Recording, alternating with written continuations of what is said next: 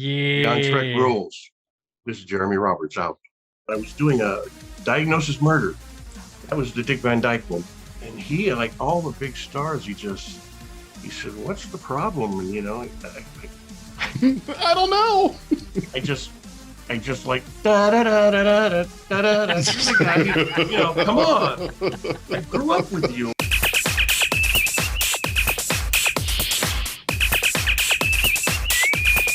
A red alert. Jeremy, thanks for being with us tonight. I want to introduce you to the people of Beyond Trek podcast. You've been talking to Big J. I'm over here, other way. Like it always, I don't know. I'll fix it later. I never understood this. I've done hundreds of things, but I never understood the whole camera thing. So Right. You're going to be a director someday, but you got to understand, the camera looks at it. I'm pointing toward you now, and you're what the hell's that? Yep. Yeah, you're pointing to my interview I'm pointing sheet. to yeah. What? Well, Jeremy, I don't think you knew you were going to be joining the Beard Club tonight. Beards and goatees, half price. So sorry, I didn't mean to interrupt, Nag. You're introducing us and all that. Big J, Renzo, who just joined us. Hello. And I'm Dag. Yeah. So that's easy and quick. Well, And let's I tell have- everyone who we're talking to today. Jeremy Roberts, Dimitri Valtane from Star Trek VI, The Undiscovered Country, and The Voyager Pretty episode in- flashback. Voyager episode And flashback, and everything else in the 90s. Mesocon. Yeah. What was The that, Dad? Jem Hadar. Like, I was psyched when I was like, wow, you're credited as Jerry, but that's you. Maybe Yeah, there's a that's how I story missed connected it. to that too. I got a story Oh. for everything. I love Yeah, I was stories. born Jerry, Oh, okay. Oh. Okay. and I never really. I loved Jerry Lewis, and I was so connected to that comedy. And I was doing Hamlet in Denver quickly. The marquee it said, Hamlet, Jerry Roberts, and I just kept thinking, they're gonna. I know people are going to be watching, and I'm going to get off some sort of to be or not to be. I just said I got to change that, and I didn't want to come up with something strange with all kinds of consonants, and it wasn't mine. So I thought of Jeremy Irons, and I went Jeremy. Yeah. I like hearing the stories of the name changes that actors had to do and what they came up with is pretty interesting. But I've been following you on Facebook, of course, and I didn't realize that the 90s was pretty much dominated by Jeremy Roberts. There's movies coming up, shows that I didn't realize you were in. You were all over the place. It might seem like a little bit, but I mean, there was The Adventures of Briscoe County Jr. So I'll float from that. Why isn't that airing somewhere? I don't understand why that. That was a great show. Oh yeah. I mean, you were on The Mask, which is one of my favorite movies of all time. You were in The Mask? Well, Oh, yeah. I'll be damned. Oh, I remember. Yes. Weren't you one of the guys that was the auto mechanics guys? I could be wrong. It's been a while since I've seen Yeah. The Mask, but yeah, That's okay wow. because I've done like hundreds of things, but they're hundreds. And they're all. I'm not ashamed of anything, but they're just not. I'm not the star of everything. Right. It's fine. I never wanted to be, which I got exactly what I wanted. From when I started acting, I didn't want to be anything other than a character actor, and I didn't specify, the most famous.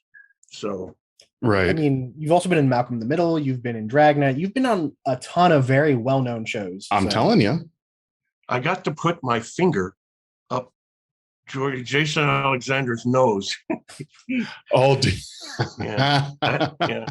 He was okay, but I had done a Seinfeld earlier. I'm actually the guy you don't see except for my eyeglasses in Seinfeld. I'm in a limo episode where I'm driving these racists. Supposedly. Yes. Yeah. I And remember they that only hear one. everything Yep. I say is in the what do they call it? The rearview mirror. Yep. You know that's how right. I know you were in everything? Because you were in an episode of Bakersfield PD. That's how I know you were in everything. Bakersfield PD. Yeah. Oh. I'm from Bakersfield, so it just warms my Of heart. course. Oh, okay. That was a funny show. Funny show. So Yeah. you And were, the first you were thing- going. Oh, sorry. Go ahead. No. The first thing I ever did was I robbed John Ritter. Got to know him. Great, Hmm. funny guy. and I got to rob him in my first outing as an actor. Nervous as hell, but That was Cooper. everybody ever worked with him. Always been amazing to be like, relax, it's okay. I'm nobody, it's nothing. You know, but when you're sitting there doing a scene with Dick Van Dyke or somebody, you kind of freak out. Oh, I can only imagine. Do you have a story about like getting the jitters on the set because of like that person is on the same set as me? Oh my gosh. Right. Yeah. Or that director, or that, Or getting real close to this guy. It's my background image here, George Takai. Just all that. Yeah. We want to hear some jitter stories, some just you're nervous as hell, kind of, I can't do this kind of story. No, I was basically perfect most of the stuff I did. Yeah. Okay. You did perfectly. I'm a huge nerd as it is. I was a big nerd. Anyway, I watched the first episode and everyone after that in 1966 and Nice. of Star Trek. I thought, well, if I'm ever going to get on anything and I act, and I actually got on that one Hooperman. I went in and I got the picture. I said, well, I may not work again because I knew the odds, 95% never work again. So I got an 8x10 of him in Three's Company or something. I took it on the set. He signed it and everything was beautiful. And I ended up having hundreds now. I mean, knock wood. Right. It worked out. But it never changed the fact that everybody, I got to be with a lot of big ones, for no reason. I lucky, I don't know, the business, and they all happen to be huge, and the people in them were people that would make you really nervous because of who they were. Oh yeah. I did what was it? It was Murder, She Wrote, Angela Lansbury. Oh my god. Oh, Murder, She Wrote. Yeah, I did that. That was a story. That's another one. But I was doing a Diagnosis Murder. That was the Dick Van Dyke one. Oh right. Mm-hmm. And I had a scene with him and Piper Laurie. Piper Laurie is this actress in The Hustler with Paul Newman, and I'm like, I just kept fumbling and it was almost if there was a comedy of it, I would just be sweating. and he, like all the big stars, he said, what's the problem? And I don't know. I just like da da da da da da da. Come on! I grew up with you. And I'm having I'm supposed to act normal, and I'm supposed to be up to where you are. That was a big thing that freaked you out all the time. Is but will I be able to be where they are at that level when you speak, or will it look like I'm just a high school student or something? Right. But he calmed me down. We had lunch, and then I'm having it traveled over into like my regular life. Later on in life, my wife, she's her mother is Haji. She's on that poster back there. Okay. Yeah. Big film, Faster Pussycat Kill. Mm-hmm. And she ended up dating my childhood idol, which is Frank Gorshin. Yeah, I saw that. And the next thing you know, after so and so, he's in my backyard having bourbon with this man I grew up with, and he was the impressionist. That was why I liked him. It wasn't a Riddler and that. Yeah. But here he is, this guy that I'm looking across. There wasn't a camera on us, but man, you couldn't be any more nervous all the time. But he, of course, made you feel the Riddler on the Batman 60 show, and one of the aliens in TOS episode, Let This Be Your Last Battlefield. Let This Be Your Last Battlefield. Yeah. He gave me a little pin. He gave me. I have it back here. Oh, that's cool. And I see a Batman picture there on your wall. Is that Adam West Batman? Oh, there's a picture of the character. Frank Gorshin played. Yeah. Oh no, I'm sorry. It's not Batman. Looks like Batgirl. I didn't see the. Oh, that's Batgirl up there. I met her. That's another story. Let's hear this one. I crushed on her, and I ended up at a signing one time. And she was there, and she heard out that I had a crush on her when I was a kid, and she just came over and laid a kiss on me that I thought, something's going to happen from this. Just kidding. Honey, I could have been with Batgirl. Oh. Yeah. Oh, look at that. Cool. Yeah, you got it right there. Oh, I love that. So anyway, that's great. That's that whole nerves thing, and then just many other times. Oh well, did you mention Murder She Wrote for any reason? Had you heard me mention I'm it? just a huge fan of Angela Lansbury. So when I was doing my research on you, I just noticed that you had been in an episode with her. So any stories Yeah. about that would be amazing. Oh, with her. Oh, that was another thing. Is Angela Lansbury? This is a huge Broadway star too. I mean, and all these people, and I did an episode where, gosh, I'm not going to be very good at giving you the names, but there were 6 or 7 other big stars in this episode. Maybe you remember them on there. Bat Masterson he played Bat Masterson. Eugene Barry. There were others, and there was this climactic scene where I have to talk about a videotape, and here I'm trying to help with the murder. Mhm. And it was at the end of the night, and there's Angela Lansbury. She has something that I have to say to her, and then there's the next star, and the next star, and the next, and I have to have these scenes with each of these big, like, my goodness, it was just bizarre that I had to talk to them. But the thing is, they shot over my shoulder onto every one of their reactions, and then because it was late, they let each of them go, and somebody would come on like an extra, or the continuity girl, or a makeup person, and they'd read from a script her lines so that when they turned the camera around and gave me mine, I could give the reaction. But I was giving it to makeup girls and the stunt man, and all the big stars were gone. So the nerves were gone. So it probably worked out good. But they probably got a shivering guy behind the camera giving the lines back to them because it's my turn soon. I won't be able to. And then they all started going away. And I went, oh. You're leaving? So bad. I can read with these. There That's was very clever, though. Yeah. It They is. had to get them out because it was like 10 at night, and they were who they were, and I understood. Yeah. There was something that you brought up earlier that I wanted to talk about, was that you decided you wanted to be a character actor. Now, my best friend, who's an actor out there, LA-based actor in Hollywood, his name's Ben Keents. We've talked about this also, is that there seems to be kind of 2 goals in acting. Either you're going to be the big name star like Tom Hanks, Tom Cruise, Julia Roberts, whoever it may be, or you're going to be that guy that's in everything, don't know your name, but know your face. Like the guy that's in Die Hard, Big Trouble in Little China, long-haired, the Asian guy, the Robert, how do you pronounce the last name? Trujillo, it's got that very familiar face. You might not know his name, can't even pronounce it half the time.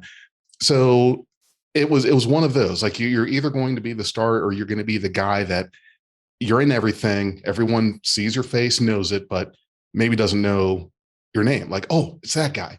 So was that kind of what you decided on? You wanted to be that guy I've seen in everything, but don't know his name? Kind of. Mine was more on that they looked like they'd be more fun to play Ward Bond opposite John Wayne, and it wouldn't have to carry the film. I know it's cowardly. Or the guy that got the Lon Chaney's, the Lou, the horror film stars. And so it just seemed that would be the easier route. And it just sort of told me the minute I got to Hollywood, because when I did Shakespeare in stage, Mhm. you just did what you became somebody else, blah, blah, blah. But and came to Hollywood, my agent got right away. I was with the best guest star agent in Hollywood at the time. And I don't say that only because they told me. Well, it had to be, because you were guest star in everything. This guy did his job. I think within the first week or so, I had the first job, and I had like a good percentage of 50-60% booking. And it's a good thing, because you never know what you're going to get. But, where are we at? Something to do with. Well, I think so. I think it seemed like you had Character. that niche going in, being the guy in the first job I background. got. Yeah. I got to be a bad guy. Oh, okay. That was the point. I'm sorry to gee, where I go. I got to be a Where am I bad guy, landing and the that plane? just sort of meant, he's booking another one. Oh, another bad guy. And they never saw beyond that. And I guess I had no problem with that, because I didn't have time to could complain or say, why don't you see me as a star? I didn't think of it that way. I have a sensitive side. I'm also funny. I got a job, so shut up. Right. I was happy. Well, yeah, happy to be working. So that is great. If you're going to do it, that's how you do it. Now, wait a minute, excuse me. But then there's people that you mentioned that like Danny Trejo. Oh, that's right. Richard Reilly. He's been in over 350 guest stars. I mean, he's prolific. He's a friend of mine, and we did a series in the summer. It's called Lone Justice, and yeah, he's Richard Reilly. So what's he been in that? Again, maybe I couldn't tell you. He's been a Santa Claus and everything. Richard Reilly was Bataille in The Inner Light. No. Oh, yes. yeah. And he was also one of the holographic characters on Voyager. You're right. He had to be in a Star Trek. I didn't even look it up because he's neurotic. I know all the actors and actresses. Well, see, and that's the thing is, he's got probably that face. Most recognizable in the episodes of Enterprise with the Augments, where he's Jeremy Lucas. He's the doctor who tries to tell people that they're crazy. Super recognizable. He gets stuck in a tube and he dies. Yeah. I had invited him over one Thanksgiving, and unfortunately I had to cancel it, and it didn't get to him. So he arrives at the gate pushing the button, and so we and my wife and he had Thanksgiving together. Because I couldn't see. It was canceled. Right? Sorry, Richard. Right, he's already there. Get out. Oh, that's great. Did he at least bring a side dish? Oh yeah, of course. Yeah. Tell us the side dish story. I still have that image of walking down to the gate and seeing him holding this tinfoiled. I don't know what it was. I don't know. And there's a side dish story that. That I want to talk about. If I'm saying it right, it had to do with was it Thanksgiving at Kevin Sorbo's, where everyone brought a like kind of a little snack side dish, and there was not a main meal that was ordered. So it's like, that was odd, and I actually never really said much about that ever, because Kevin, he's a swell, wonderful guy, but he didn't cook that day. No, he didn't order pizza. Nothing. His wife, I think, is the same now. I can't remember her name, but I haven't seen him and talked since Hercules. But yeah, it was odd because there were other people there. But I didn't want to think that he just thought, well, everybody else will bring something. I don't have to. That's bad party planning, right there. He didn't have I'm Hercules, so right. He wasn't that way.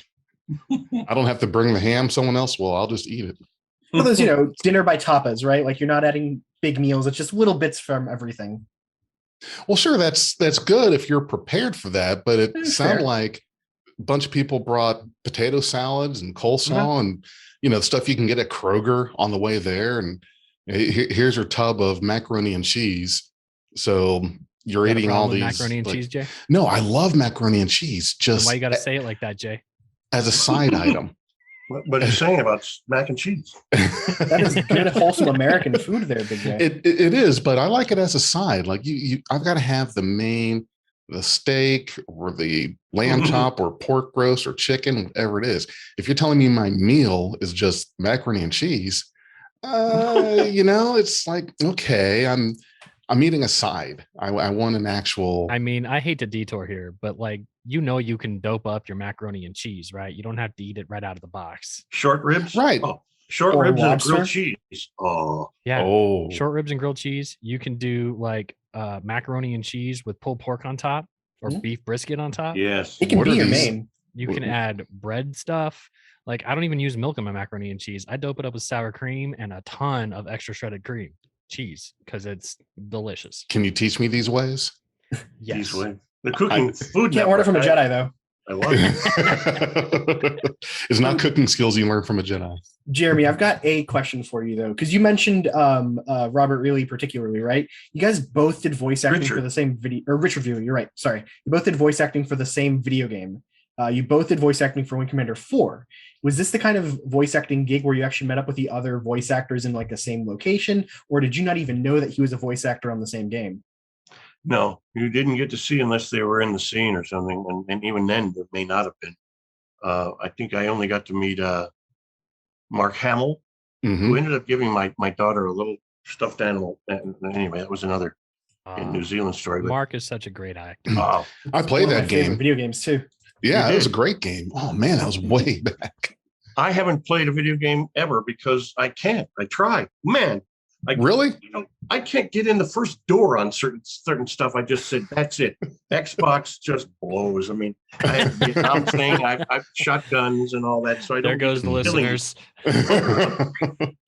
But I just couldn't do it. Maybe I should try. I should get one and give it a shot. For old age, you don't want to lose your motor skills and everything. No, if you get a cool game system, I'll give you a friend code. We can play like Mario Kart or something. There's under 6. Oh, they went up to 6 and Wing Commander? There's something for everyone. He just was making noise, Mark. What was he saying? I don't know what that is. I assume that we would hook up in the magic land of like wires. Yeah. A series of tubes. Vacuum tubes, The mail. only tubes I know are anybody ever heard of the Tubes, the band? The Tubes? No. The band? Oh man, I'm old. It was a huge New Year's Eve, like San Francisco kind of wild. I wish I could come up with this. They had 2 hits. All right, this is useless knowledge. White Punks on Dope and She's a Beauty. No. What do you want from life? Oh, that was Motley Crue. A baby's arm holding an apple. Doesn't ring. None of that. No. Yeah. All right, that was before us. I got 40 years on you anyway. So and down here at Renzo, it looks like we got like a young Pavarotti. Has anybody ever said that? No, I've never gotten that one, but I'm flattered. Thank you. You look just like a young. You could play him as a youth. Well, 20s, whatever. Now I can't unsee it. Now see give us a song. No, sir. I'm sorry. You can't sing. No, I am musically tone deaf. Right. Yeah. Me too. The last thing you want to hear is me singing. Trust me on that one. It takes quite a bit of alcohol to get me to do karaoke, much less sing like an aria at something recorded. Oh man. Well, that's because I'm gonna go mad. We all become the best singers after drinking a little bit, right? Like suddenly we're all yeah. Jeremy, I want to bring you back to the Tubes. A good singer. He knows opera. I bet he is. Who's a good singer? Exchanged that Donne fa mobile. That I forget is something from a Italian opera. You are a man. That's the one. He sang it coming down the stairs in some downtown hotel we were shooting on, and I was at the bottom, and I just sort of picked up right after he did. He saw it and he started down the thing like he would, and we exchanged arias, and I just imagine he's got to be became a friend. He's got to be such a character, a brilliant mark on set. You can't like Robin Williams was, and you just can't.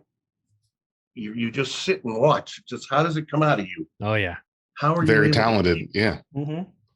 So I want to bring it back to the Tubes because they actually did something I really like in the 1980 film Xanadu. You also saw Xanadu? I thought I was the only one. Dude, I have the Blu-ray for Xanadu. No, but you know what's crazy? I listened to the soundtrack for Xanadu on YouTube like today while I was working. That's spooky. No, that's actually really cool because track 4, Dancin', is the one where they do that 40s Asian or 40s 80s fusion. Yes.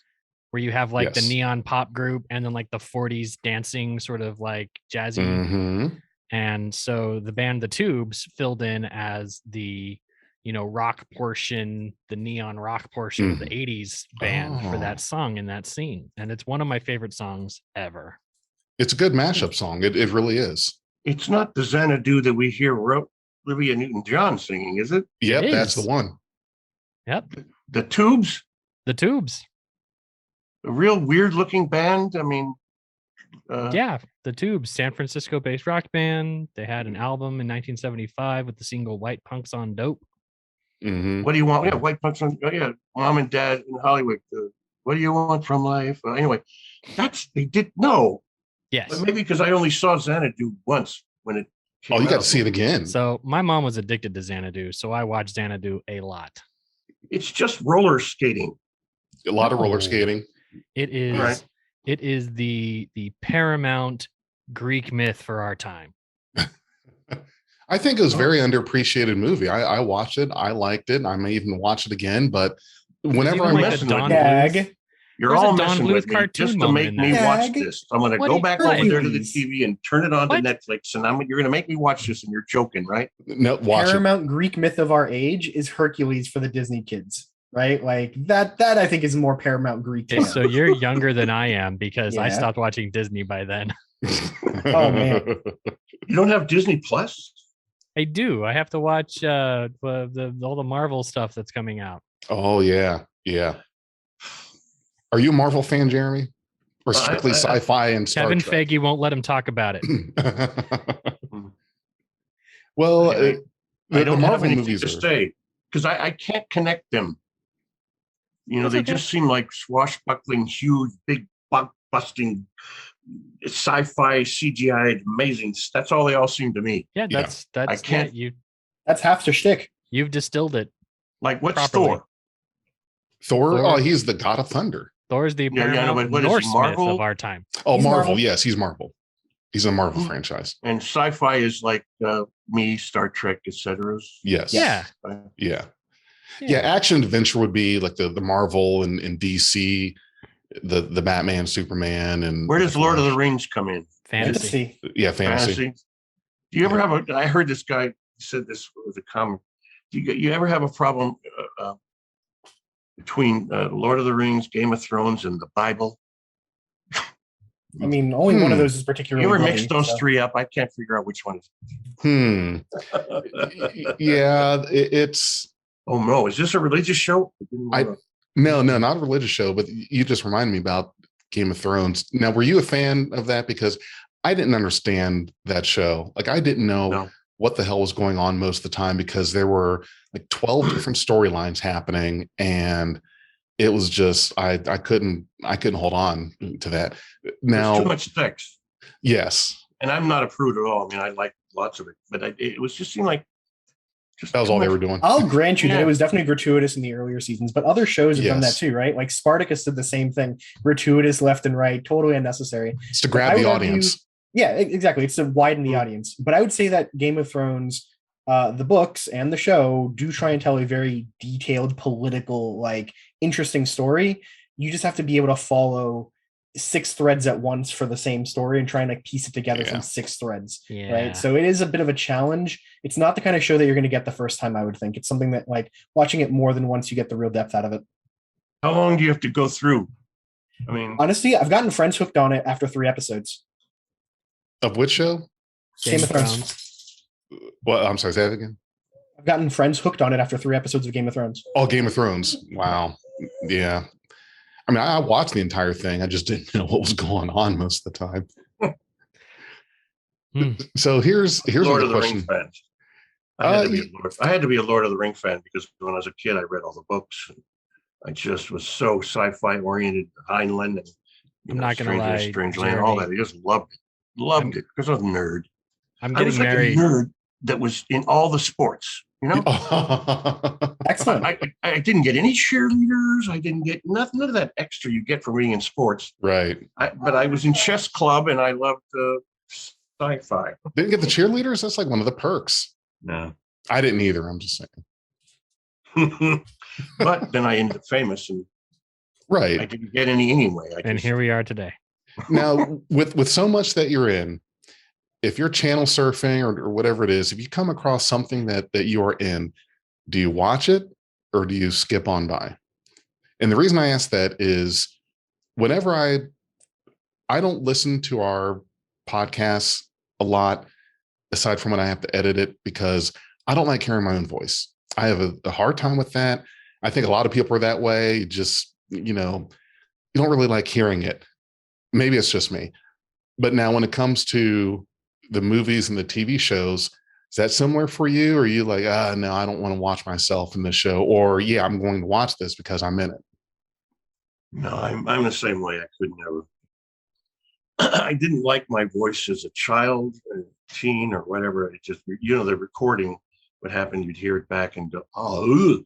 It's just terrible. Wait, I sound like that? But then I realized that, if I meet a girl on the phone, I have a better chance of getting a date. And I thought it was probably because of the phone and Darth Vader. Right. And it does something, and it helped. And then, of course, getting on stage, I couldn't walk through a room with any more than 4 people in it without having to get out, because they're going to talk to me, and I freaked. Too shy. Way horribly shy. Really? How are you so shy, but you got into acting? Yeah, well, I have no clue. I did a favor in Monrovia, a 30-seat theater, community theater. The director, a friend of mine, she lost the guy playing the Indian in the 7-Eleven. I know it's cliche, and she said he lost it. He broke a leg or something. It's going to be a little. Just have to do a few, and it was a remake of remember? You don't remember? It was called Laugh-In on TV. I remember Laughing. Well, the reruns, yeah. Reruns, yeah. So they were just doing a remake of that, and I had to be an Indian in my country, blah blah, and I was scared to death. But I got up and I did the first joke or whatever, and the place roared, and I went, oh, this is what I want to do. Oh. And then I did another one, and then I went, this is how I'm able to talk to people. I can be someone else. And then it went from there. I decided to go to school at Valley College, and I got into ACT and Shakespeare, and the next thing you know, I'm Hollywood, blah blah. But yeah, no. You think being someone else is what helped you get out of the being shy? It had to be, yeah. And then I could hide behind all the masks I did, whatever, Sci-Fi or Crazy. But I couldn't watch myself do it either. When I was a kid, I couldn't listen to myself. And then when I got on, I had to see the first one. I went, oh man, you suck. How do you keep getting roles? Exactly. My wife could tell you that's exactly what I've said every day for 20, 30, 40 years. Is that how are they hiring me? I have no clue. Objectively, I have no clue. I must be seeing something else. I have to be, because they can't be that wrong as I am. Right. Yeah. There's got to be a catch here. Why am I getting all these roles? No. What is it? Imposter syndrome. Yes. As you do a job, you're wondering, does everybody else realize that I don't know what I'm doing? Everybody else knows what they're doing, but I don't know what I'm doing. God, what's going to happen? I've had nightmares. And even after I stopped, I've had a few in the last 10 years that you don't know your lines. Everything's just going, oh, you're naked. Yeah, it's cliche. It's ridiculous. You're naked in a play you've never heard of? I can't look at myself, so I do not watch. I felt this way as a kid. I was a Dallas Cowboys fan, and I'd have to watch from another room, and because if they did watch, they'd fumble. And I believed this as a kid. So I couldn't watch myself. Everybody else on the set seems to be able to sit there with the director and watch themselves over and over and over. And maybe I should have, because it could have got better, maybe. But I never really liked it. So there's a lot that I have not seen. And I thought, well, maybe I should collect everything I've been in, and just for my daughter, posterity. So I can look at it then, maybe. So have you not watched the beginning scenes of the Undiscovered Country that you're in, or the episode of Voyager where you reprised your character? No, I mean, what's that you have behind you? Look at that guy. Right. Yeah, that's you. You gotta look at that guy. Look at him. He's got great hair. He's got some great hair though. Why didn't he become famous? Look at that face. I know that's Dimitri. I cannot confirm the existence of Praxis Valtane. Yeah. Now I told these guys, I said, I think he was the first officer on the Excelsior, because you had, out of that crew, probably the most face time of anyone else on that bridge. So to me, that's got to be first officer right there. But yeah, I pointed to the wrong guy. Yeah, well, they told me that. You're gonna have to watch it sometime. You did good. They've told me that. No, I've seen that enough. It's short, but then I remember seeing it recently and going, my God, he's even bad acting walking. You can't even walk over to him. You're a bad actor. So I thought, it's not good to do this. So, but now maybe I can look again, because that's not so bad to look at. Well, you must have. You did well enough. You got called back to reprise a character, and Voyager episode amazing. flashback. you're lucky if you get to get a job in Hollywood, but then on top of that, you get to have one in the Bible. Yeah. I guess TV and film, it's never going to go away. Like a Christmas movie never goes away. It's always going to be there forever. And not only that, they write another one so you can do it again. And then, I did see this scene, and I hadn't seen it in 20 years. Was that one where we're in the bunk together, Tuvok in Voyager, and he says something. I say, you Klingons gotta learn to relax or something. And I thought, he did that right. Okay, all right, he did a good job. Now, the thing that in typical Star Trek fashion that kind of bothers me about that is, I'm gonna go a little technical here, and the fans I think are going to know what I'm talking about.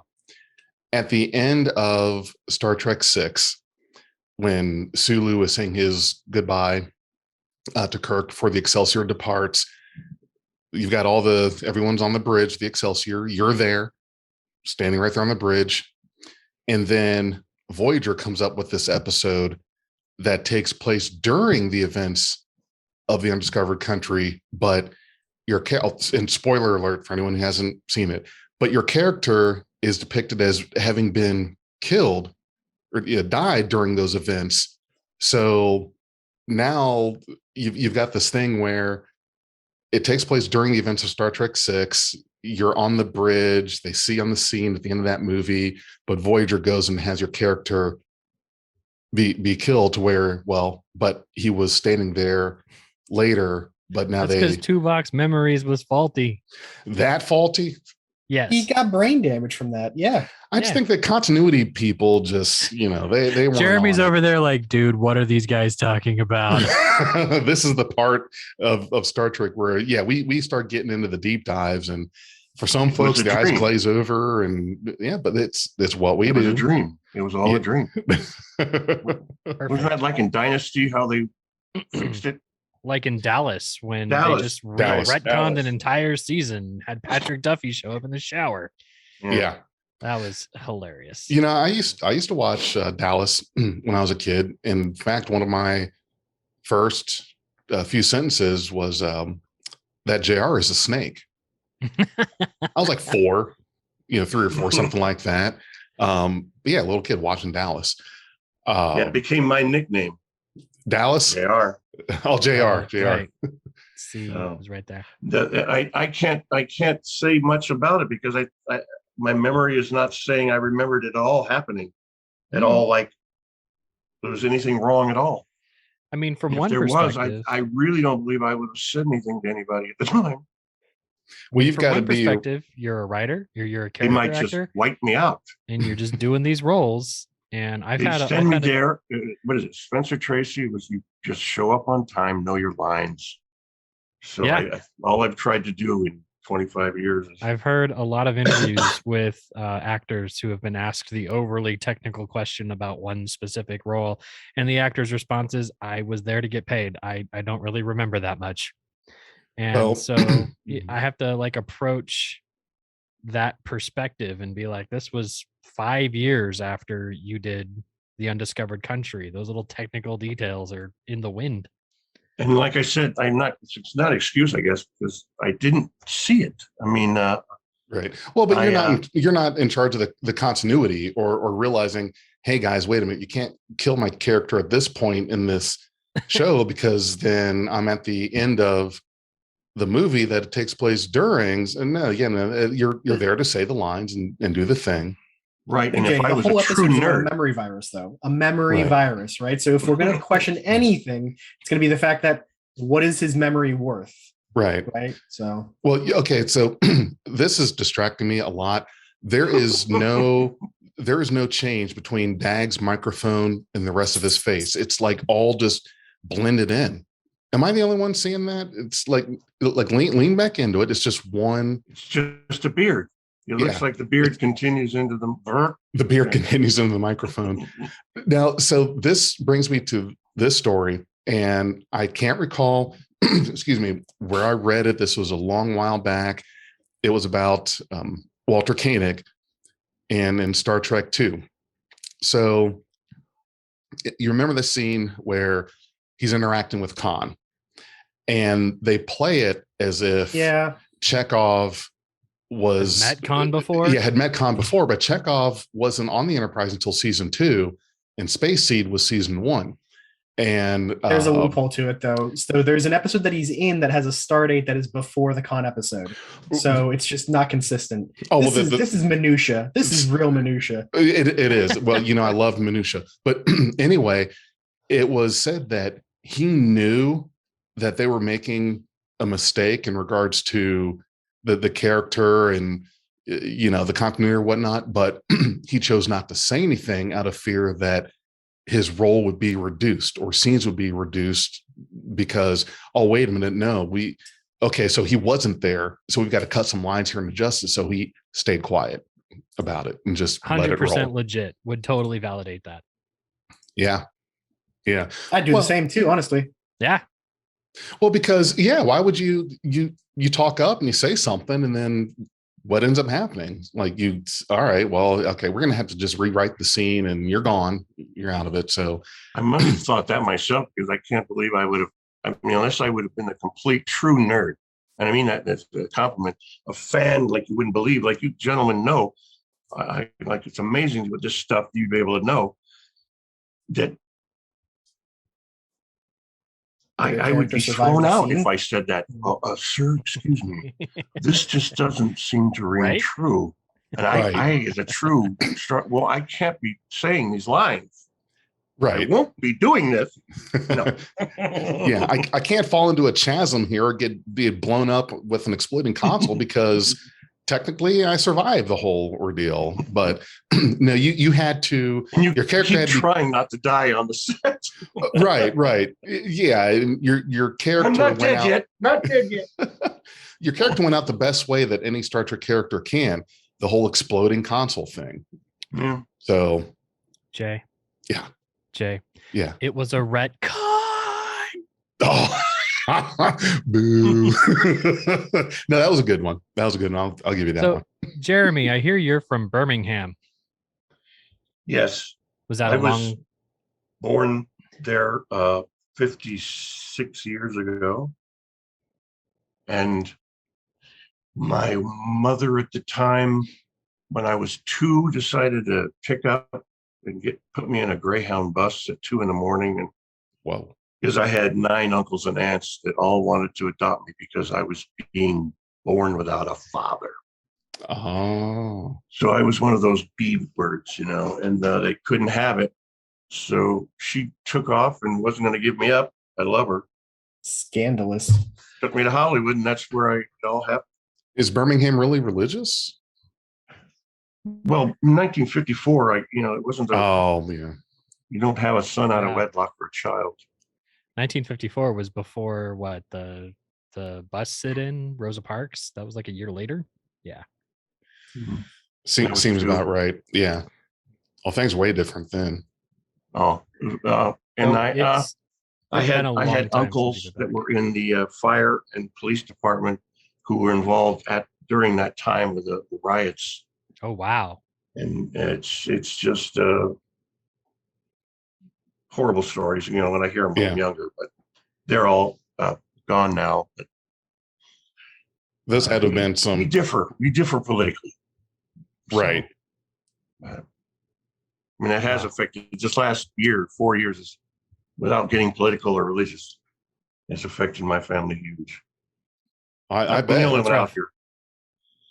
Well, and trying to stay under the radar is probably now. Is that a difficult part? Are you recognized a lot when you go out in public? Or are you able to kind of slide under the radar? Oh, I don't. I haven't had a problem. I'd love to be. People come out when I was working a lot. I'd always get everybody would cross my path and turn around and they'd say something, or I'd look back and they'd be looking at me like trying to figure out why. Right. Where did I see this guy? Did I go to school with you if they were close to the age? I would say, well, I did shoot a family of 3 on Knots Landing or something, whatever I did. Yeah, you're the murderer. You're the guy that did this or chopped that guy's head off in practice or something. It's always thrilling. I love it because Just shows what people watch. You're that The guy that bad beat guys me in always chess loved. club. You like seeing the wheels turning in the that's the guy, what was he in, and just walking by Yeah, like they never know who you are. I've never really think of all the people that you've made to lose sleep that night because they're trying to think, what have I seen him in? That's power. I do that when I watch TV. My wife hates it. I can't watch a show without knowing everything that goes on. If I've met anybody behind, if I knew the extra, I get to say it. Or if it's somebody's daughter that I know has got a job because their father's Clint Eastwood or something, I gotta say it. So she does not like watching any movies or shows with you. Yeah. I would enjoy watching shows with you. That's my favorite kind of trivia, right? Like if you have good behind the scenes info about a show, give it to me. It's great. Yeah. You know what? I'm willing to bet. I think that too, but she got a little tired of it after a while. I'm going to ask you guys this, and your over under is 2. We're going to take some bets here. How many degrees of separation would you say that Jeremy Roberts has with Kevin Bacon? 3. That's bold. I'm going to say 5. I'm going to go with 1. 1? Yep. That's all right. That's hella bold. And Jeremy, if you just say we're talking about, so there's kind of this game, this thing out there with Kevin Bacon, because he's been in so many things that going from Kevin Bacon to like through 6 people, you can connect him to basically everyone in Hollywood. Okay, there's 2 degrees separation between Jeremy Roberts and Kevin Bacon. Let's It's so Jeremy 5 degrees would mean I've got to go through 5 people to get to him. No, you've got to go through you plus 4. 4.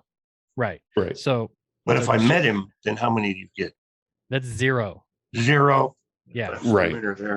But according if I hadn't met him, I would be 1, because I could name.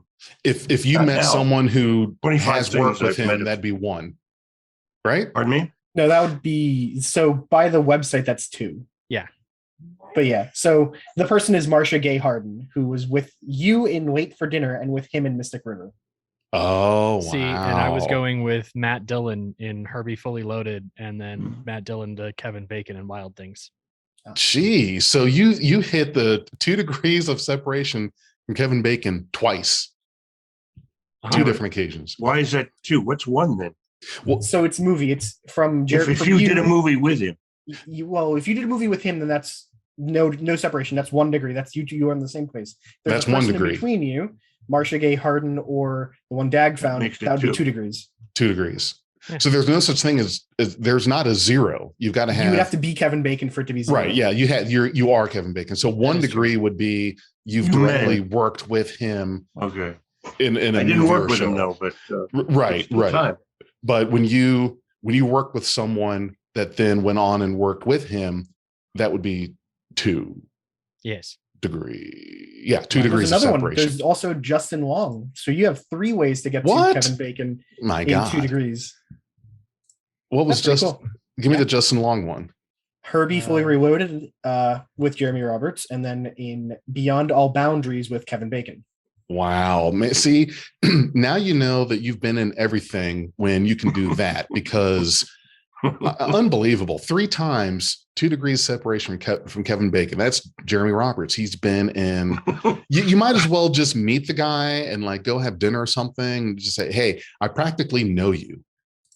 He's gonna be like, who the hell is this guy? So I actually, guys, I've got another one, and it's not on the list. Oh.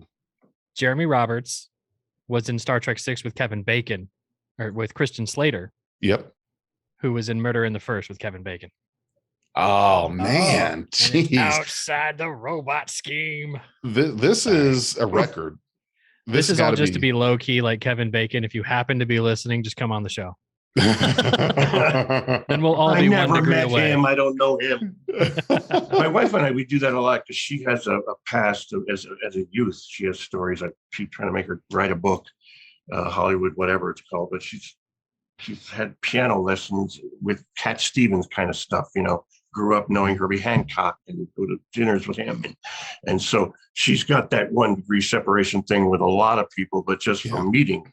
and I have the other from having worked in da da da. And I go to I go to people like Angela Lansbury or Dick Van Dykes and see who they worked with, so that I can get 1 degree or 2 from everyone. It's a fun game to play. Like pick anyone, Tom Cruise, Tom Hanks, who else? Who else is a real popular? I don't know, Dwayne Johnson. Pick any actor, and then you start going through. Okay, who have I worked with? That's worked with. That gets to there. It's a fun game to play. I forget things like I don't remember his name, but he did I remember his real name is Kurtwood Smith. He was in 80s. Oh, absolutely, yeah. And he's the guy in Star Trek 6 with the white hair and the Fu Manchu. Yeah. Yep. A friend of mine, we did a Billy Budd in a theater in PCPA in Santa Maria, Solvang, in California. We did Billy Budd. He played the bad guy. Became friends there, and next thing you know, boom, boom, boom. Next thing you know, he's the biggest thing ever. And there's people like him and Leon Russum, who plays also like a president of the Federation in the beginning. We did 2 shows like Hunter together, and you find out, man, there's like a ton of these people that I've either auditioned with, taken roles from, or they got mine. Or, we had this thing with bad guys. If we ended up running into like 3 or 4 at a producers meeting where you knew the other 3 or 4 bad guys reading for this, and it's like, who got the last one? I think you got that. I think you owe it to fail in there to give it to the rest of us. I also kind of think that all these people that I've touched have become hugely famous, and I just kind of wonder if I've got some sort of ghost, like actor whisperer thing going. It's the Midas touch. It's like, I believe it. Go on, my child. I don't get there, but everyone else gets to if you just hang around me. That explains why Hollywood's gone down since 2009. Your last role, and now you're not touching anybody anymore. Right. The quality's just gone down. It's gone. The rise of the MCU. Jeremy Roberts retires.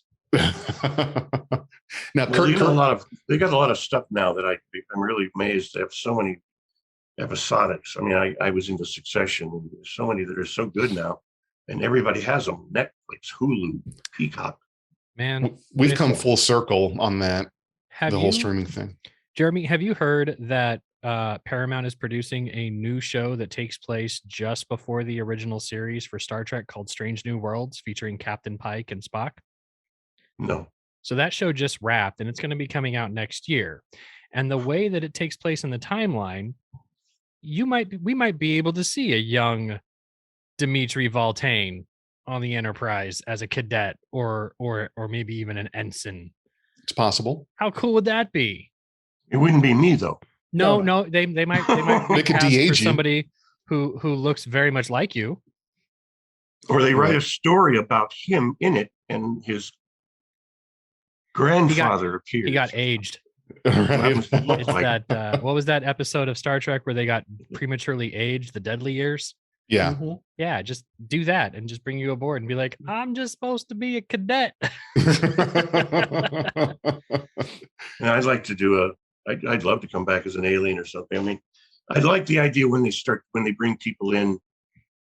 I don't know what it's called when they're being clever, or they connect some show or this what he was in before to the one that he's in now, or they have some phrase or a line that, like Last Man Standing does it with the Toolman Taylor show, Home Improvement. Right. Tim Allen. They'll make a joke about Easter eggs. Haven't I met you before? Easter eggs.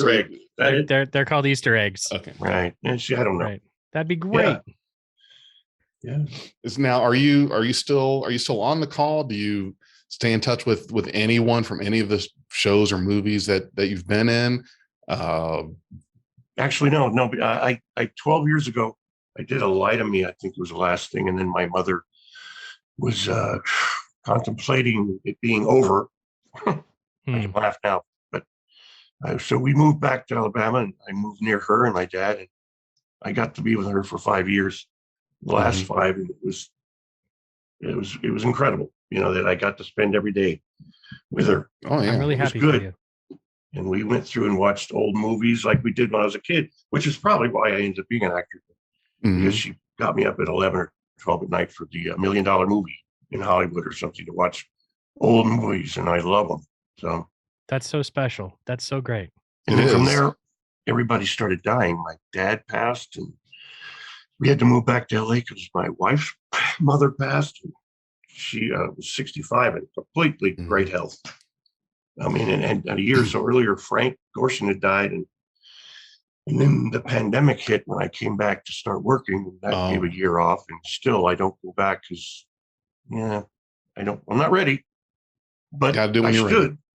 Yeah. But I have to get an agent. I have to get a manager. I have to do this.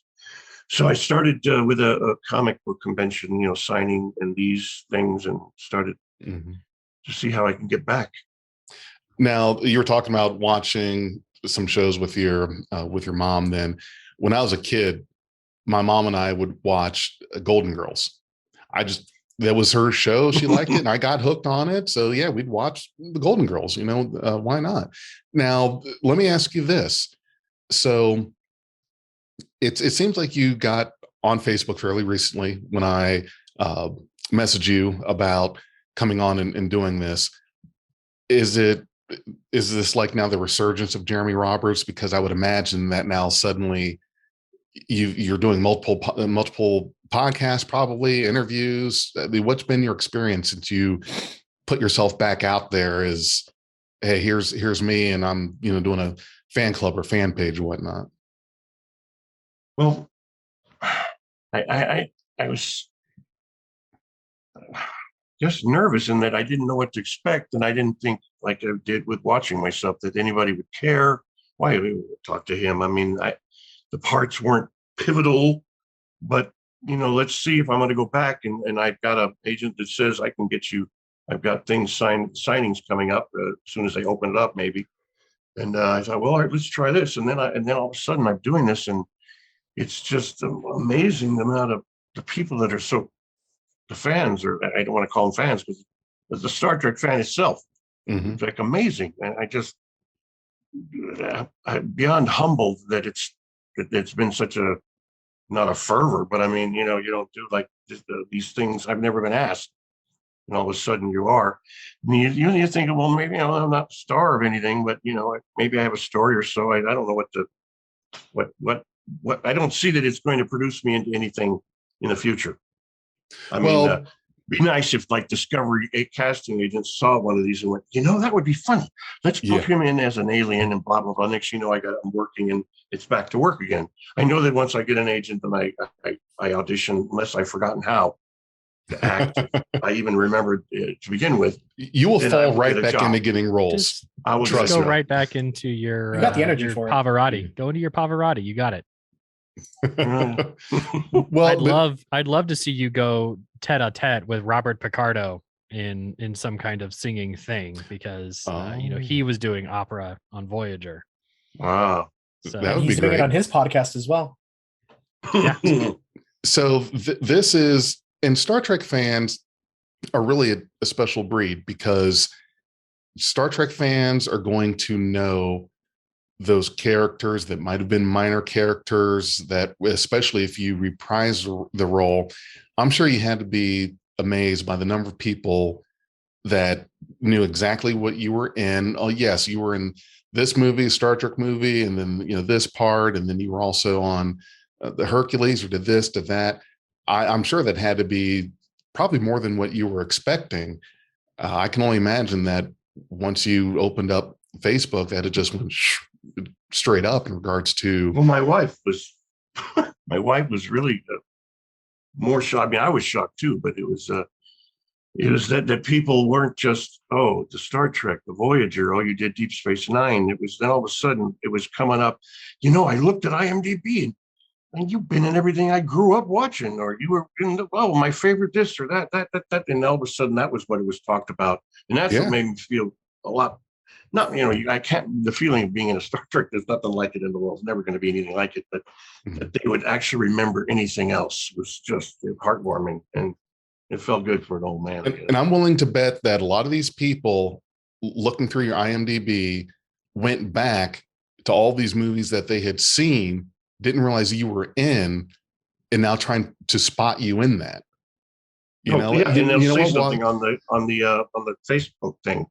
They'll mention, "I saw you," or "You're on this right now," as they're typing in something about whatever, and they'll mention that, "Oh, you're on Malcolm in the Middle," or or some other. It feels really good. You know what I think everyone who's listening is doing right now, because I know I'm doing it. I'm going to go ahead and go in here in IMDb and just do the same thing. Like look at what are all these things that you had been in that we had seen and didn't even realize. Dude, this is. Are you you're way ahead of me on prolific. that, Dag? Jeremy, That's how I started You're this whole thing. prolific. People under the stairs. Oh, Jeremy, I love that. People under the stairs. You were pretty much in everything that I watched on television between 1985 and 99. So Yeah. some examples of that, right? You were on Days of Our Lives. You were in X-Files. You were on Monk. You were on Veronica Mars. Which Yeah, I was just saw amazing. Monk. Veronica Right? Mars, right? Dragnet, Holy CSI, the original CSI Miami. Like you Dude. have been in a ton of stuff. The Dude, Invisible Man. Take it back further, like Santa Barbara. I remember I'm my just mom. talking about things I might have known. My mom needed me to program the VCR to make sure that we recorded Santa Barbara every day. 21 Jump Street with Johnny Depp. The Wow. Practice. You know? Charmed. Touched by an Alien. Wait a minute, you were in an episode of Sliders? Yeah. Sliders. I'll be Yeah. damned. Jerry O'Connell is on Lower Decks now. Yep. Right. Yeah. And of course, John Rhys Davies did a stint on Voyager as well as Leonardo da Vinci. thank you. Mhm. He was in Wing, wasn't he? Mhm. Rhys Davies in Wing Commander. Yeah, he was also Wing Commander as well. Yeah, he in was. the fourth one and the third one. A lot Malcolm of, McDowell that I got to meet there. Oh, a lot of voices. Yeah, Malcolm during McDowell. Clockwork Orange. I mean, I couldn't believe I was going to. This is just too much. Did you Oh, they actually made get a to meet TV him on set? Yeah, yeah. That's The so only cool. and Ginger Allen, Ginger Lynn Allen. She was a huge porno actress in the. You know, I'm Really nodding my big. head. I know the name, and now I'm ashamed to be doing that. You could have led with that. Actually helped her move from that. She got me to help her move. Oh, Or really? Roseanne. Let's not forget that. Roseanne was big at the time. The Wonder Yeah. Years, Seinfeld. Jeez, Louise. Yeah, Yeah. prolific is the best word, Dag, for sure. That's the best Yeah, word for you absolutely. to describe this. Yeah, you're everywhere.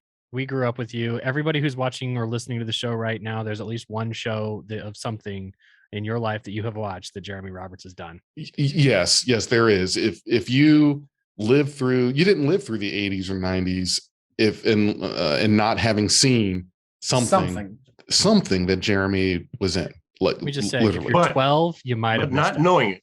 But not knowing it until now. Freddy's Like I Nightmares. said, you'd have passed by me and gone, "Do I?" Yep. And that's how it's always. That's just fine by me. I mean, it's okay, but it's like Do you guys Yeah, remember that one? you've been in everything. Freddy's I remember Nightmares? Yeah, it was like an archive show. I think so. Showed Yeah. little like. Oh, and I And I got was to meet 12 when that was Robert done. Englund also from that. Yeah, I saw some pictures with you and Robert England. Dude, I just saw Him- Robert England oh. in Knight Rider. You remember that show? Oh man. yeah. Yeah. Do-do-do-do-do-do. Yep. I got to play his pinball machine in his house. He took it to his game room, and we played his Freddie. nightmare. No, Yeah. that's so great. Tell me he's got the razor I glove love somewhere that. in his house. Oh yeah, He yeah. has like 4 or 5 In a little pairs there hidden glass. under. Yeah, that's really great. That's Have really you great. made it off the set with any souvenirs from anything that you've done? And so Uniform tell or me, something. tell me Mhm. this: is that so many stories I've heard about the actors coming away with stuff? It's almost sounds like you're not supposed to do that. It's frowned Mhm. upon. You basically have to steal it and get out of there. Is it really that strict about letting you take something back, like your comm badge you wore on the show, or the uniform, or any prop? Do they? I don't know now. I don't know about now, but then it was. Yeah, there we had whatever entrances there were, double doors or under the bell that rings when you're shooting. They had guards outside, and they had guards inside that were part of the wardrobe. They had them on a rack. Everybody had the tunic, Mhm. and the prop master would have whatever you have to give back to them if you had anything in your hand. Yeah. No, they were. I hate to say, I did my best. I tried to think of every way I could get one of those jackets. Well, that's bold because that's hard to hide. You could probably It get was out there with impossible. a phaser or something, but No, you notice the thing that I carry in? It's yeah, the pad.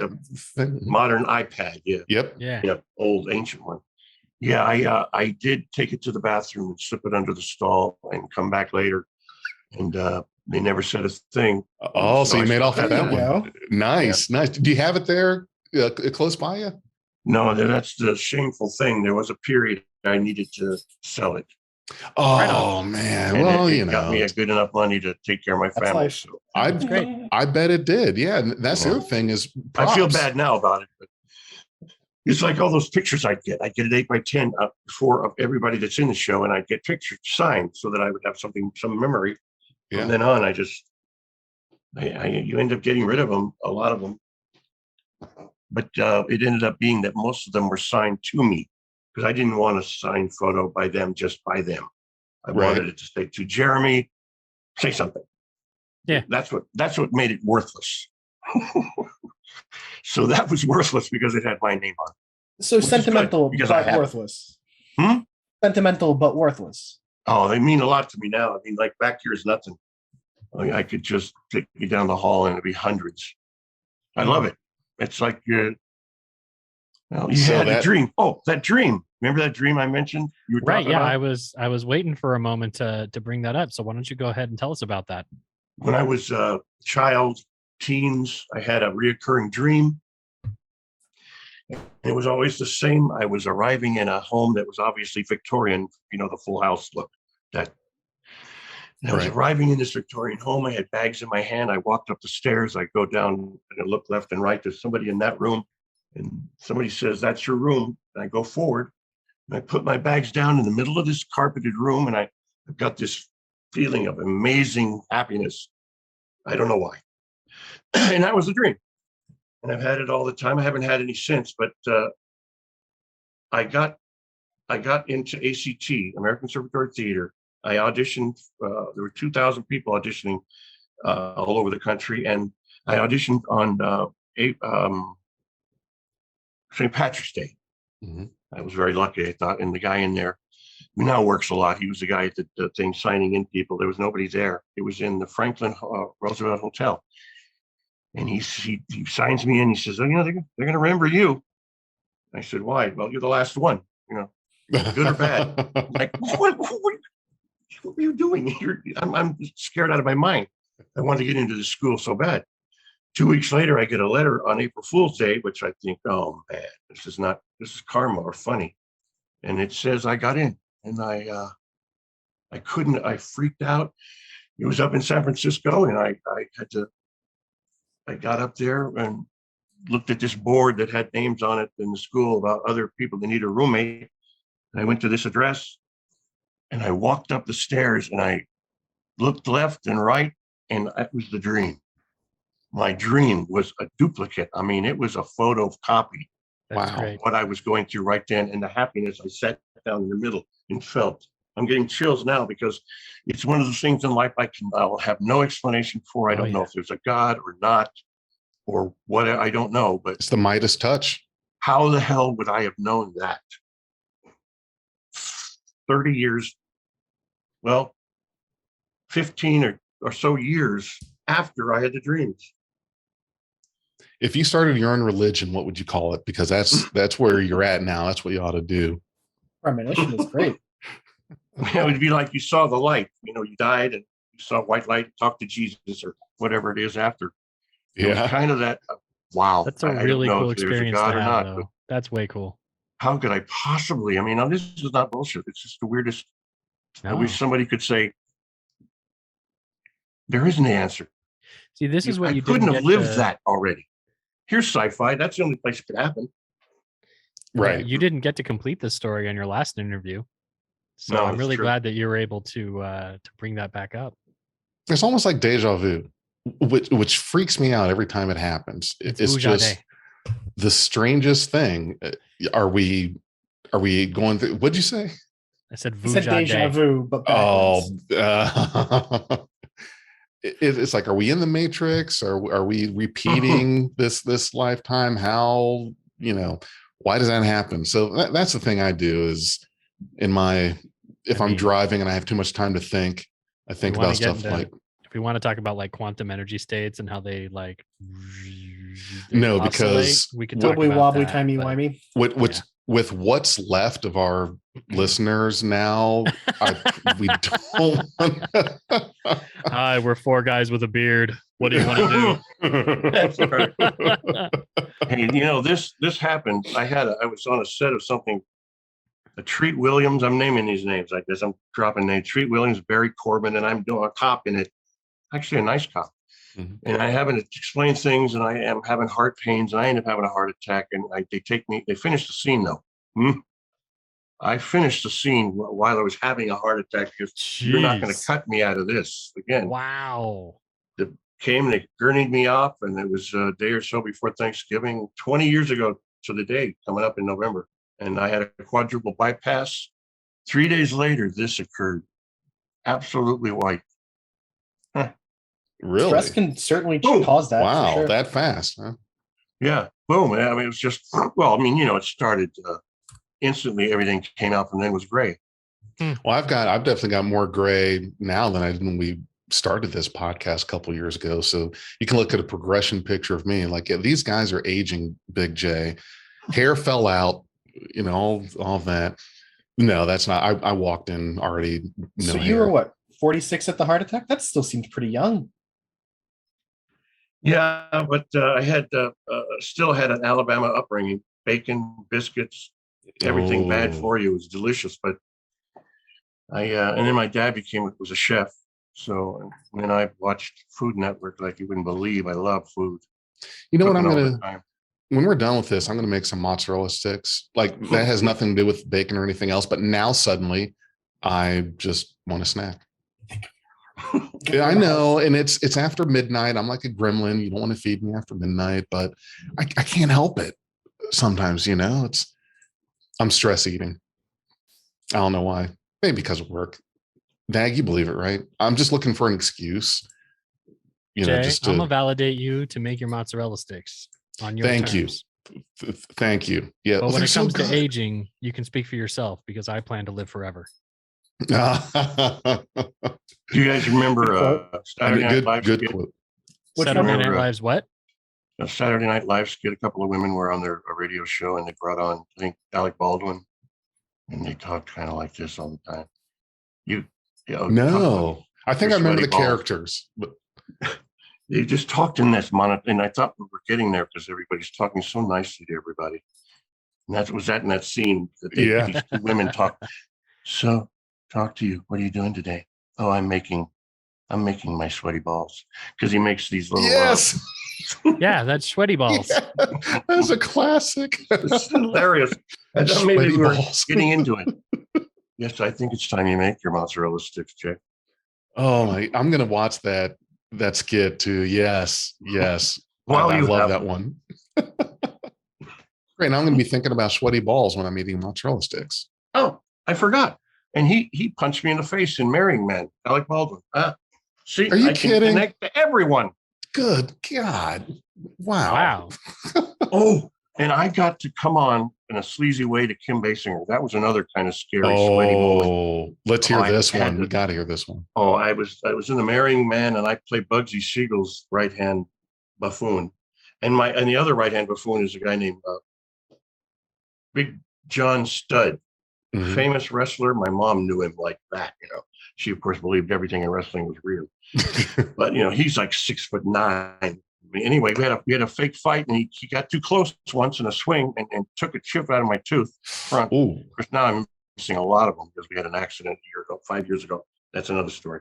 But he chipped it. Nice enough guy and all, but he left and went to Malibu and was worried about how it was going to be handled. And I'm just part of the job. You just leaned into it, Alec. That's all. But anyway, I had to come on to her in a scene. We go to one of these 40s bungalows, and I'm driving her home. And we come up to the door. It's lit. It's very romantic and everything. And I'm looking at this face that just, Kim Basinger that many years ago. She's just some women, and you just look at them and Yep. you can't see Right. it. She just glowed magnificent beauty, and I had to come on to her, and I kept breaking, and That she must have been a was hard scene. consoling me and all, and your mind goes wild. God, what if I ask her out? Yeah, like that was gonna happen. Well, what kind of pressure is it? Kim was moving in with Alec Baldwin during that film, so it might have been bad. Yeah, I found the perfect picture of that too. Hey, Brad Pitt in The Marrying Man, he told me before he asked Jennifer Aniston to marry him. So Hey. Wow. anything could happen. No, I mean, how did you find yourself in a position where you had to hit on Kim Basinger on screen? You're probably thinking, how did I end up here? Yeah, that's lucky. That's what kind of thing. I don't, like I say, I don't do these. They're very big, not very big, but they're in things that just something like, I don't know, like I just get to the Mask, or you get to be in another Disney that's going to run forever. Vacation series. They're just. And you know what's lucky. funny is there are these small roles, but it sounds like so many of them were high pressure. Like I'm in this film for 2 minutes, but I have to hit on Kim Basinger, or I'm in this movie for like a couple minutes. I've got to be next to George Takei. I'm in this movie for a hot second, and here's Jim Carrey. It's just high pressure. You're not a background guy. You have to interact with the star all the time. That must be. Well, I don't know. You're not just. It's just that you've got this. My God, I got the part. Yeah. That alone is just like, now can I live up to whatever it is? Oh God, I got to come on to who? Oh, how am I going to look sleazy enough? Do I want to? Yeah, you don't. Yeah, you're as good enough. You're worthy of being in it. I'm not worthy of it. You get the part, you get the script, and you're like, oh shit, Arnold Schwarzenegger has to put me in a headlock. Why am I? It's things like that.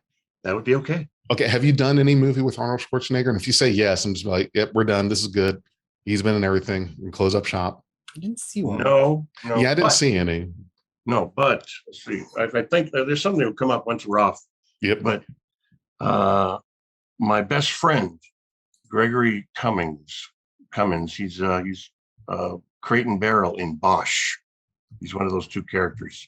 They're cops in a series on Netflix, I think, called Bosch. He did Cliffhanger with Arnold.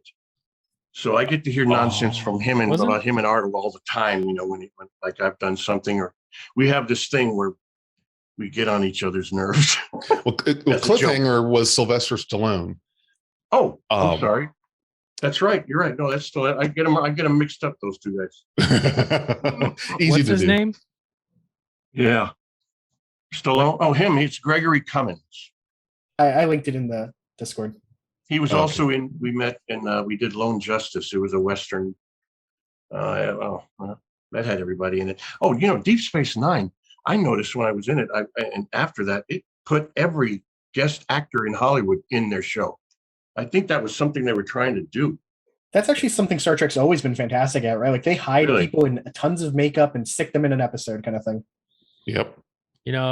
That's the one I wanted to talk to you about most, because Deep Space Nine is my favorite of the Star Treks, and I wanted to talk about like how that whole arrangement got to be. Did your agent just call you and be like, all right, Jeremy, I booked you for Deep Star 9, and you have to show up on a Wednesday. And it's 11 hours of makeup before you're on set. Right. Because, yeah. Well, that was just pretty normal, though. For me, I didn't. I mean, after the first time you're encased in plastic with only a nose to breathe out of. Yeah. Kind of get used to it. What was that whole experience like, though? Like the makeup, and then on the set where it's like a jungle the whole time? Well, have you known anything? I might have mentioned this before, so I might repeat myself, but it was great up until I got ill, which I hate to admit, but it was in the 90s, and it was the set. Everything was hot as ever, no matter what. And you were in all this 4 hours of makeup. Right. And we'd done a few things, and I was not feeling particularly well, but as usual, you're not going to say a thing. I'll die in this. Right. If I get to get my lines out. A heart attack in it. You're damn committed. So if I need to die to keep this job. That was another thing I learned that I was told by other producers that you're never late, and you try to get it in one. That's what they told me is the best thing to learn, and that's TV. Yeah, Gotcha. Because they're under a budget, and you got to sit there doing it over and over, and it's just right. They're like, so I was thinking I got to get this in 1 or 2, and blah blah blah. But so now you got the pressure of getting it right, like the first couple times. Yeah, and then to be called back was nice to get. I had a lot of repeat casting, which made me feel like, okay, I'm doing something right, because now they're going to try to put me in this next show. And even after I stopped 12 years ago, I got like NYPD Blue. I never got in that, but they kept trying to call me. Shows like that, because they would make a joke after the second guest star that I hadn't got. We got a pot in the back for you here, and we're going to get you something, on your third try. You're trying to get some murderer on it or some show. So you got to a point, sounds like, where you just started turning down these roles, or just? Well, no, this was after I sort of retired and gone back home and all. I kept getting, when are you coming back, or casting? And I just, well, I'm not, but thank you. And then it whittled off, and nobody cares now. So I go back and remind them. That episode was directed by the late Rene Auberjonois. Right. And how was he as a director? I'm sorry, I hadn't finished. I got sick. I'm sorry. And then I think on the second or third day, it wasn't my fault. Like I told you earlier, I can just go be gone and have to be brought back. What are we talking about? And I got ill, and that we were on there, and I can't remember what we were shooting at the time, but I was in full makeup, and I had a stand-in who also had to go through the 5 hours also, in case or whatever, to come in for lighting. And I had to tell the makeup and all that I'm really not doing well. I've been throwing up this morning, and I've been up all night, and so they placed a zipper in the back so that if there was ever a chance, it was, and I'm off, and then I could regurgitate. Oh, jeez. Which happened. And I had to, and they came over, and it was off to the bucket. And then, of course, insurance steps in and says, we can't put him back in that. He's sick. Lawsuits, blah, blah. And I was like, no. So I didn't know where I was going to end up because I knew I had said things, but they turned to the guy on the right. I wish I knew him now. If he's out there and he's listening, who are you? He got it. He got his SAG card, and he started acting as an actor. I think he might have even continued on. Really? Okay. It could have even been Tim Rice. I'm kidding. Well, so not only are you in these shows and movies that help jumpstart others' careers, but you were on a set, threw up, and still help someone get their career. That's amazing. You can't go wrong. Even near death, and I'm still handing it out.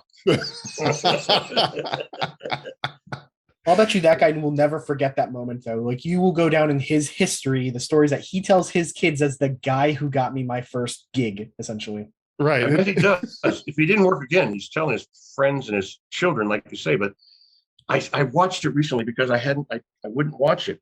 I watch it if I'm in a makeup. I will watch it, but somehow I didn't get into that one because I didn't think where was I going to be. So I saw it recently, and I'm not sure, because I swear I hear my voice, because I noticed that most of the Jem Hadar were doing something down here. Yeah, they were all talking like they had to, and I just my voice came out as it was, and I think I'm saying something. I pick up an object, and I think that's me saying, "What's this?" Because it sounds like me, my delivery, but. Next thing you know, it goes off, and this guy gets shot, and the Jem Hadar, they go through this. They think they should die for their cause. I forgot what it was, but yeah. And he's down there giving this speech, and I see his arm, and I realize he's a black guy. He's an African American. That was the guy next to me, the stand-in. So I'm thinking, I see this, and I go, that's him. I think that's him. He's got the lines that I think were mine, but I don't remember. So I know I might be in it, but. So I come up in the front. My name is right up there at the beginning. Where am I? Because everybody looks the same. Sorry. So here's this guy's story. So, okay, he's going to be asked, how did you get your start in Hollywood? Like, well, I was on the set of DS9 as a stand-in, and Jeremy Roberts threw up in this bucket. and and then I got more lines. And so you guys are going to have to help me out. Which episode of DS9 was this? Hippocratic Oath. Yeah, Hippocratic Oath. Got to give me a little bit more. What happened? O'Brien and Bashir crash land on a planet where the Jem'Hadar are trying to wean themselves. Oh, yes. Yeah. And that's white. Catcher Cell White. Something. Yeah. White. Yeah, it was a place where the addicts were going to try to get clean. And okay, yep, I got it now. Thank you. See, just a little rusty, but give me a little bit more of the carrot, and I'll bring the stick.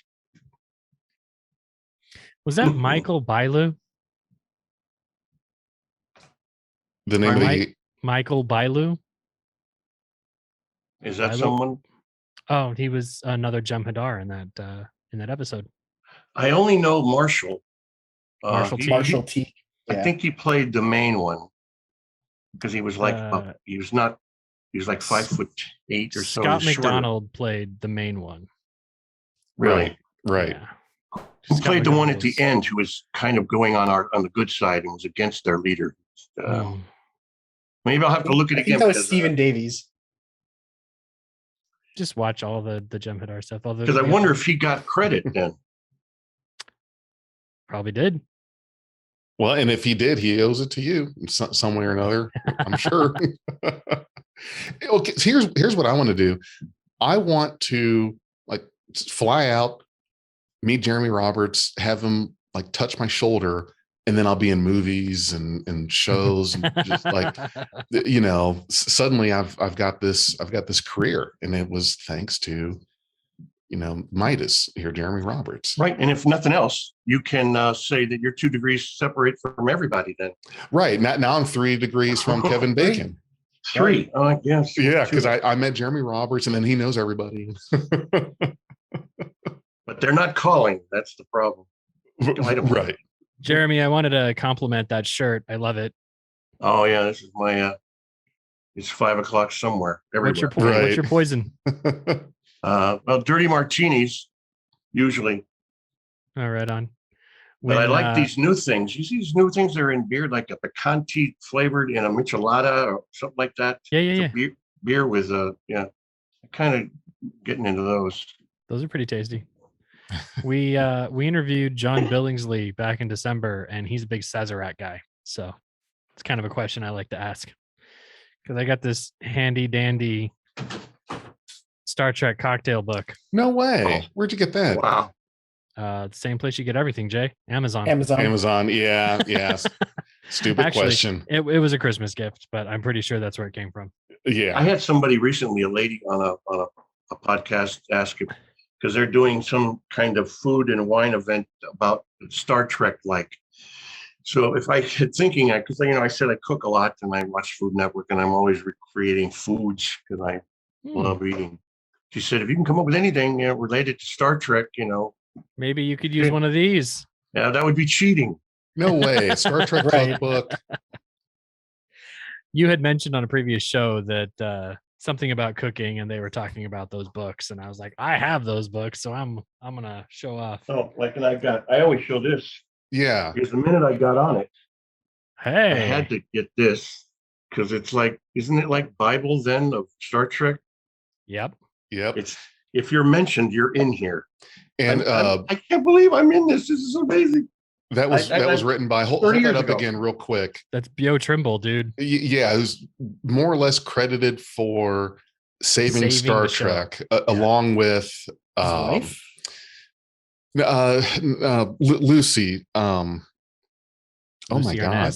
Lucille Ball. Right, Lucille Ball. Who gave the original series a second pilot green light? Yep, back when they were Desilu. Yep. Oh, Lucille. See, I got nothing. I got no degrees from her. Maybe. Wait a minute. I was at a party once for Rudy Valley. Now we're really going back. Get out of here. And I worked on the ninth hole golf course. I was also a lifeguard. Before I was an actor, I got out of the Marine Corps after Vietnam, blah, blah, blah. I don't know what I'm going to do. My dad was a chef at the Lakeside Golf Club in Hollywood. Well, and it's about a block or two from Warner Brothers. So all the stars go into this restaurant, the smokehouse there, and then they either play at the Lakeside Golf Club. And my dad got me a job in the summer. I would be a lifeguard, and I got to meet Magnum PI then. He was just beginning, and that was another Tom thing. Selleck. Yeah, that's great. Oh, yeah. He walked into the pool, and he takes these 4 steps on a Sunday on Easter, and he walks down, and the sun behind him was working a Jesus thing on it. It's amazing. I even said, that is the most beautiful man I've ever seen. I mean, I'm not hearing anything cares, but it's okay. But it was amazing. I think he's going to be somebody. That guy's going places. Anyway, they put me on the 9th hole, and you're a bartender out there. So you're just making these drinks for these players and people. And that's when I got to meet all the people that I saw when my mother would wake me up and watch the midnight movie with all these stars. You have Bing Crosby and John Wayne and his buddies and every old actor star. And I was I'm getting to serve drinks to these guys. You're getting connected. Bob Hope. It was just a bevy of, you could say Abbott and Costello, the amount of people that came through there. I was just amazed. And I still wasn't going to be an actor, but I got to meet him there. There was some degrees of separation before I even knew what it was. Yeah. Do you have? Sorry, Renzo. Go ahead. No, I was just saying it's definitely 1 degree of separation from Lucy, from Lucy for sure. So you've got it. Do you have your little Dimitri Valtane Funko Pop or whatever that is? The the character, the bobblehead, the character. It's a pop vinyl. Oh, right. Somebody modified a Funko Pop for him. Yeah, somebody made one of these for me. Look at that. Awesome. I used to have that curl up there. Oh, yeah. And he's even correct in his lieutenantship. Yep. I think it was amazing. Attention to detail right there. That's great. And some people showed me that you've got a action figure, and I said, well, okay, we got to get that, because you make an action figure about you got to have. Now, I think that would probably be the pinnacle, is getting an action figure of yourself. Once you're an action figure, I think that's when you've really made it, right? I mean, I don't have an action figure of me. That would be kind of cool. I saw somebody. Immortality. There's somebody online that showed me something. He sells them, and they were, I can't tell what size, but it's kind of like this oversized head, and he sculpts it, and it looks just like you. Oh, I was thinking I could pull up one of the photos from Star Trek, or maybe I just turn like I do in the 90 Degrees Ports or whatever I say that, right, and have him do that for me. Leave it to the grandkids. Yeah. Well, I'm sure your grandpa. He's a murderer on most things. Yeah, I killed a lot of people. Oh, my daughter. And I got paid for it. My daughter, Yeah. She was 13, 11, 12, somewhere in there. Whenever Herbie Fully Loaded came out, so it was the first time she got to go on the set of anything, because she'd say, when I'm on something today, LA Law, I don't know, and can I go on the set today? Please, I have to see so-and-so, and I go, well, I'm shooting somebody, or I'm robbing a bank. No, not today. Or I'm cutting off a tattoo on Freddie's Nightmare. It was one of these. She couldn't go on anything. Couldn't go on anything until Herbie, and then she got to meet, Lindsay Lohan, and Lindsay Lohan shut that show down for like 15 minutes. She did. I got such looks that day because I wasn't working, and I brought my daughter, and she had a skateboard. She said, "Bring her on, bring her skateboard." So there's Lindsay Lohan going off while 50 people are sitting around. You're like, this is a $50 million photo film. Thanks, she just Jeremy. stopped. She just stopped and went and hung out with your daughter. Oh, she did. Just Thanks, her, Jeremy. and everybody watching, and I'm like, what do you want me to do? That's pretty cool. And that was, I loved that one, because that was the first time I actually got to be funny. Well, that's funny. The first thing I ever did was that Hooperman robbery, and I had a joke in that, Dumper said something to him. And I don't think I got to be funny again till Herbie, 30 years. And then you got to shut down a Hollywood production. So your bucket list must be this long and has everything checked off of it. What was that? I got to act with a Volkswagen. So. Oh, a Vulcan and a Volkswagen. Yeah. Done. And Vietnam. Such a range. Such a range. I never got on, what was that Vietnam? MASH. No. Oh, it was a serious beach. Was it something beach? Oh, yes. Friend of mine's on it. Was on it. Oh, Crazy crap. guy. What is that in the one? Bush. I'm gonna have to look it up.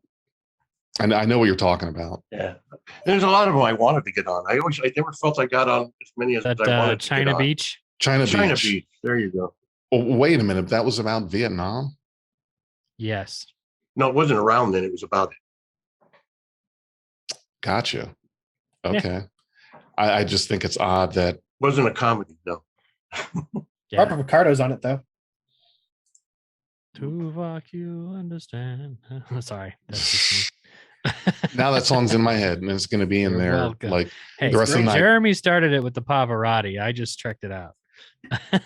Well, so later while I'm eating my mozzarella sticks, I'm going to have that song in my head. Good. Hey, Jeremy, I really want to thank you for being with us tonight. This has been a blast. You are a joy. Truly a joy. Thank you. It's been a pleasure. I had a great time.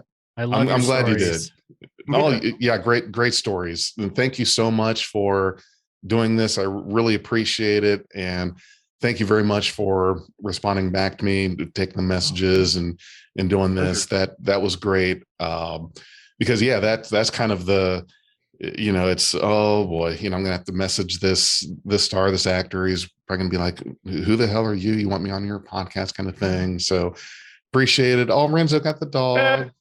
Oh, there's a doggy. So if I get on another Star Trek or something, I'll call you back and say, guess what I did on this one? Please do. Yes. So we can watch it for sure. Yeah, Absolutely. absolutely. We'll plug you out. I'm getting a jacket next time, though. Yeah, like this one. Yeah. Walk out of there with some uniform. Nice. Jeremy, what were you going to say? I can't remember now. See, it's been seconds. Oh, yeah. Well, because I have a problem with that because when I was in Hercules, I was doing that big devil one where red face and my 2-year-old daughter was there. And God, I lost it. What was this about again? Dirkus. I did the same thing. I walked into a room. Why am I here? Something to do with that being having. What was that about? Say it. Start it again. You said this your is where wife video games are controls useful. you. Oh, I'm doing this Hercules episode, and I can't get an audition with Lord of the Rings. I couldn't get one. My agents have called me. They said, you can't do it. I'm in New Zealand shooting this, and he's in Wellington. Jackson. Right. I can somehow. You've got to be able. Couldn't do it. My wife says she's going to try, and you're an ice skater. Not that doesn't mean you can't, manipulate people. But we got on the phone and she talked to this and that, got to the assistant and said, Jeremy Roberts is up in Auckland shooting Hercules. And he was trying to get an audition. She would, next thing you know, I got a flight down and I'm reading for Jackson. But, the bummer of this was that I was reading for Viggo Mortensen's part who ended up getting it. So it was like, yeah. Aragorn. Okay. I mean, but I'm not going to get that. There's no way I'm going to get that part. You probably didn't want that. Like you're walking in and say, no, I don't want to. I'm an orc. I'm some weird a character. Make me a hobbit or an orc. Didn't get a thing on it. All right, well, guys, I'm fiending for these mozzarella sticks. I don't know about you, but yeah. Now I'm going to have to eat something. All right, and listen to some Pavarotti while you do it. We are Beyond Trek Podcast. Lower your inhibitions and surrender your ears. We will add inspirational and hilarious Trek content to your day. Your attention will adapt to subscribe to us. Resistance is futile.